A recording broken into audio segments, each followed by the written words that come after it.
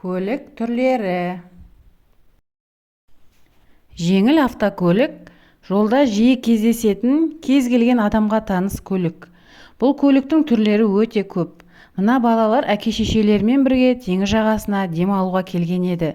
Біз қалай жылдам жеттік, деді олар отбасылық автокөлікке қарап. Жолға шықпас бұрын көлікке жанармайды толтыра құйып, артқы, алдыңғы дөңгелектерін тексеру қажет. Жанармаймен жүретін ең алғашқы көлік 1885 жылы пайда болған. Автокөліктердің жолсыз, ойлы-қырлы жерлермен жүретін, яғни жол талғамайтын түрлері де бар. Оларды тек 2 дөңгелегі емес, 4 дөңгелегі де айналады. Қиын ауыр жолдардан қорықпайды.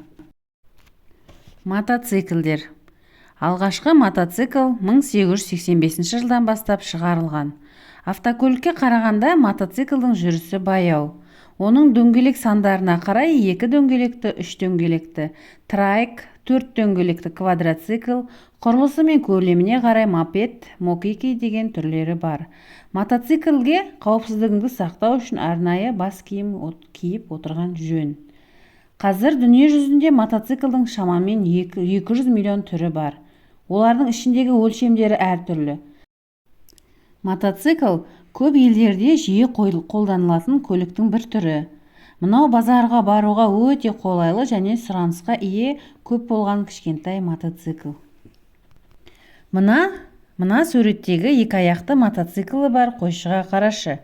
Оған қойларын атқа мініп емес, мотоциклмен баққан тиімді секілді. Ару мен Диар құрылыс жүріп жатқан алаңға келді. Үлкен экскаватор жерді қазып, топырақты жүк тасымалдаушы көлікке тиеп жатыр. Бульдозер жерді тегістеп жүр. Кран ғимараттың іргетасын көтеріп, сол тегістелген жерге қоюда. Құрылысты қызу жұмыс жүріп жатыр. Көп ұзамай бұл жерде зәулім үйлер мен ғимараттар бой көтереді.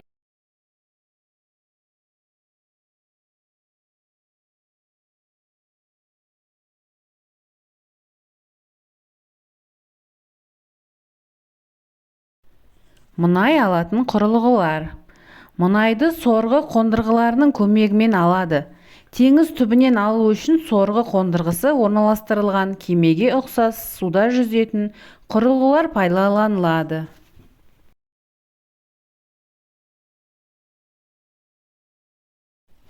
Тік ұшақ. Тік ұшақтың шыр айналатын 1 не 2 бұрандалы қалақшалары болады.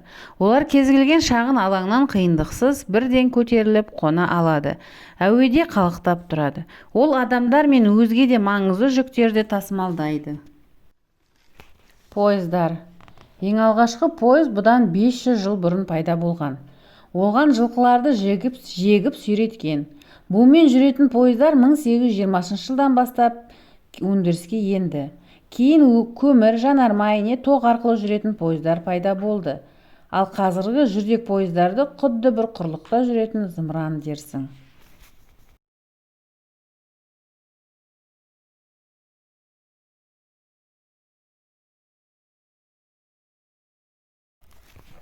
Бұл жолаушылар ғана емес, сонымен бірге жүк тасымалдаушы да пойыз. Алайда оны Австралияның жүк тасымалдаушы пойызымен салыстыруға мүлдем болмайды. Ол ұзындығы 7353 метрге созылған 682 вагоннан 8 локомотивтен тұрады. Локомотив рельсті жолдар мен теміржол вагондарын сүйрейтін көліктердің жалпы атауы. Локомотивтің 3 түрі бар. Олар паровоз, тепловоз және электровоз. Сан алуан көліктер. Жер шарында миллиондаған жұмысты атқаратын сан алуан көлік бар. Олар біздің өмірімізде жеңілдетіп қана қоймай, алыс жерлерді жақындатады.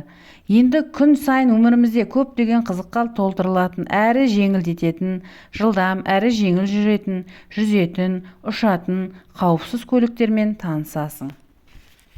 Өрт сөндіргіш көлік. Ең алғашқы өрт сөндіруші құралды 1734 жылы ойлап тапқан. 1902 жылдан бастап өртті көбікпен сөндіру қолға алынды. Ресейлік өрт сөндіргіш көлік 1904 жылы шығарылды. Заманауи өрт сөндіргіш көліктер шлангі, баспалдақ, кесетін құралдар, дем алу бетпердесі мен арнайы отқа күймейтін киімдермен жабдықталған.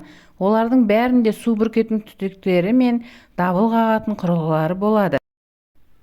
Трактор. Сен егістікте болдың ба? Ол жерден міндетті түрде тракторды көресің. Трактор өте күшті көлік. Жол құрылысында, құрылыс алаңдарында, ауыл шаруашылығында кеңінен пайдаланылады. Артқы үлкен дөңгелектері орналасқан тұсқа соқа тіркеп, жер жырту, қазу сияқты ауыр жұмыстарды атқарады. Цемент араластырғыш.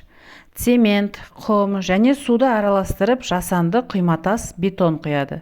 Бұл қоспа үлкен бөшкеде араластырылады. Осы бөшке тіркелген көлік қоспаны қажетті жерге жеткізеді. Жасанды құйматастарды жол құрылысында, зәулім ғимараттар салу кезінде пайдаланады. Өрт сөндіргіш тікұшақ. Әлемдегі ең үлкен тікұшақ Ресейдің Ми-26 өрт сөндіргіш тікұшағы. Оның астыңғы бөлігінде су толтырылған құрылғысы болады. Бұл құрылғыны бэмби бакет деп атайды. Басқа тікұшақтарда су үлкен бактарға толтырылады. Тіркемесі бар жүк көлігі. Жеміс жидектер мен көкөністер тиелген ұзын тіркемелер базарлар мен дүкендерге жіберіледі. Тіркемелер өздігінен қозғала алмайды, өйткені оның моторы мен алдыңғы дөңгелектері жоқ. Олар діттеген жерге вагондар сияқты көлікке тіркеліп барады. Қазіргі кезде тіркемелерді көп пайдаланады, себебі оны кез келген көлік сүйреп кете береді. Бұл жемістердің базарға немесе дүкенге дәл уақытында бұзылмай жетуіне көмектеседі. Велосипед. Екі аяқты велосипедтердің саны дүние жүзінде автокөліктерден де көп. Шынжырлары бар бұл велосипедтер 1885 жылы шыққан, және адамдар оны әлі күнге дейін пайдаланады. Күн сайын бүкіл дүние жүзі бойынша мыңдаған әуе жолдары миллиондаған жолаушыларды тасымалдайды. Әуе жолы арқылы сапарға шығу жылдам, қолайлы әрі қауіпсіз. Ұшақтардың қысқа және ұзақ қашықтыққа жеткізетін түрлері бар. Ақ түсті, қанатын кеңге жайған Airbus A380 ұшағы әлемдегі ең ұзын әуе жолы арқылы 850 адамды тасымалдайды. Ол қарапайым ұшақтан әлде қайда үлкен.